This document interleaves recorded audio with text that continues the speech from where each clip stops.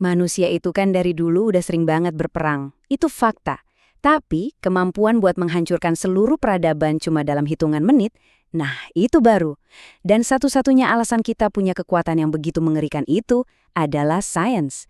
Kali ini kita bakal bongkar habis-habisan gimana penemuan ilmiah mengubah perang dan sekedar pertarungan menjadi ancaman kepunahan. Oke, jadi ini dia pertanyaan utamanya. Gimana ceritanya kita bisa sampai ke titik ini? Gimana sains mengubah adu jotos jadi potensi perang nuklir yang bisa mengakhiri segalanya? Yuk kita telusuri jejaknya bareng-bareng. Perjalanan kita kali ini bakal kita bedah dalam 5 bagian. Kita mulai dari prinsip dasar sains di balik setiap senjata, terus kita lihat gimana kekuatannya makin menjadi-jadi, puncaknya di era nuklir, dampak globalnya, dan kita tutup dengan sebuah pertanyaan besar tentang takdir kita sebagai manusia. Oke, mari kita mulai dari dasarnya dulu. Konflik itu sendiri mungkin udah setua peradaban ya, tapi cara kita melakukannya itu terus berevolusi. Dan mesin penggerak evolusi itu ya pemahaman kita tentang alam semesta. Kedengarannya mungkin agak rumit ya, tapi sebenarnya ini simple banget. Coba deh bayangin, melempar batu, menembakkan panah, meluncurkan rudal, itu semua pada dasarnya cuma soal fisika. Tujuannya cuma satu, mindahin energi dari titik A ke titik B seefisien mungkin buat menciptakan kerusakan semaksimal mungkin. Jadi ya, setiap senjata itu adalah aplikasi dari hukum fisika. Nah, sekarang kita bakal lihat gimana aplikasi fisika yang sederhana ini skalanya bisa meningkat secara gila-gilaan. Ini bukan lagi soal efisiensi, tapi soal daya hancur yang terus berlipat ganda dari waktu ke waktu. Coba deh, lihat lompatan teknologinya. Dari yang tadinya murni pakai kekuatan otot, kita pindah ke energi potensial mekanis lewat busur. Terus kita berhasil menguasai energi kimia lewat mesiu, lanjut lagi ke mekanika presisi buat senjata otomatis, dan akhirnya menguasai langit buat jatuhin bom. Setiap penemuan sains jadi babak baru dalam sejarah kehancuran. Tapi, seberapa besar sih eskalasinya? Biar gampang paham, kita pakai matriks yang kedengarannya brutal tapi sangat jelas. Rasio pembunuhan.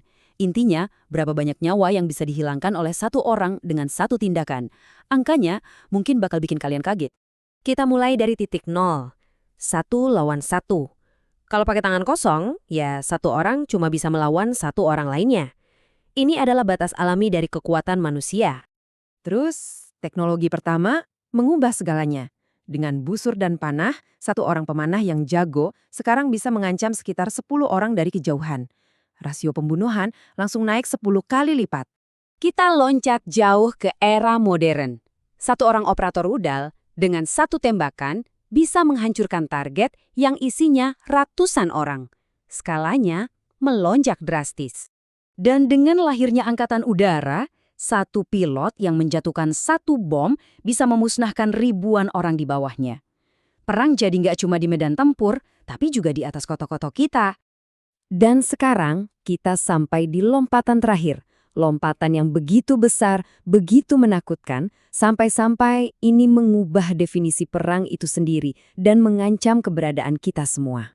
Disinilah semua perhitungan berhenti. Cuma satu tombol, satu senjata. Jutaan nyawa bisa lenyap dalam sekejap.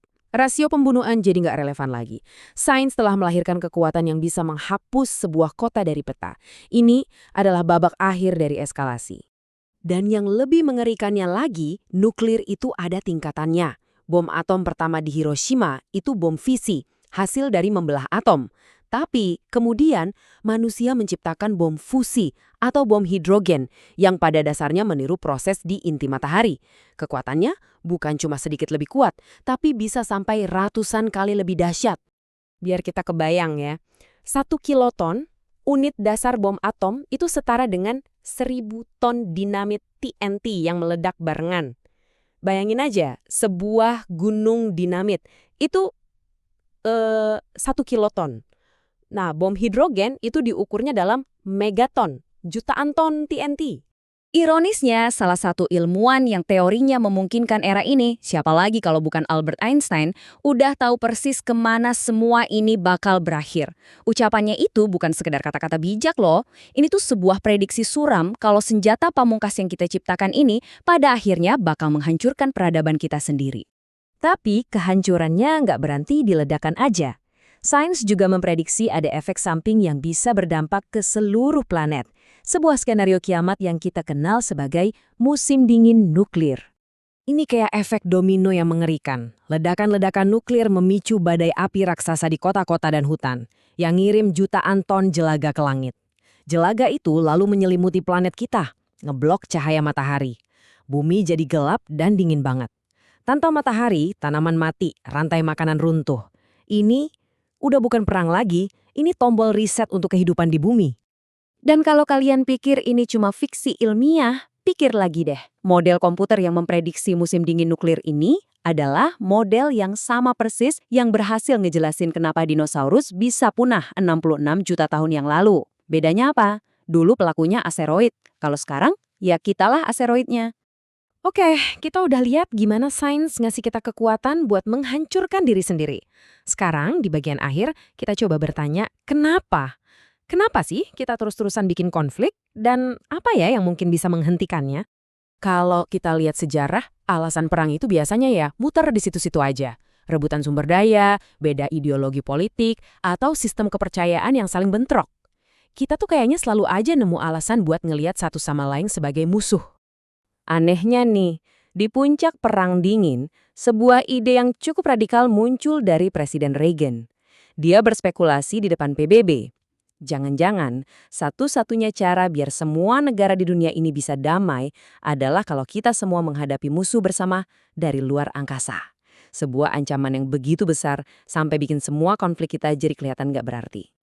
Dan disinilah paradoks terbesarnya. Sains udah menciptakan senjata yang bikin kita semua jadi ancaman buat satu sama lain, tapi sains juga yang nunjukin kalau kita semua ini hidup di planet yang rapuh, menghadapi ancaman eksistensial bersama, mau itu datang dari luar angkasa atau yang kita ciptakan sendiri.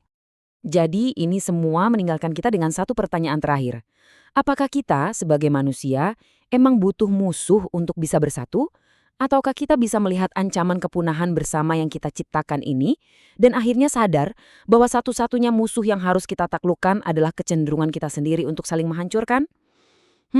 Jawaban dari pertanyaan itu bisa jadi yang akan menentukan masa depan kita semua.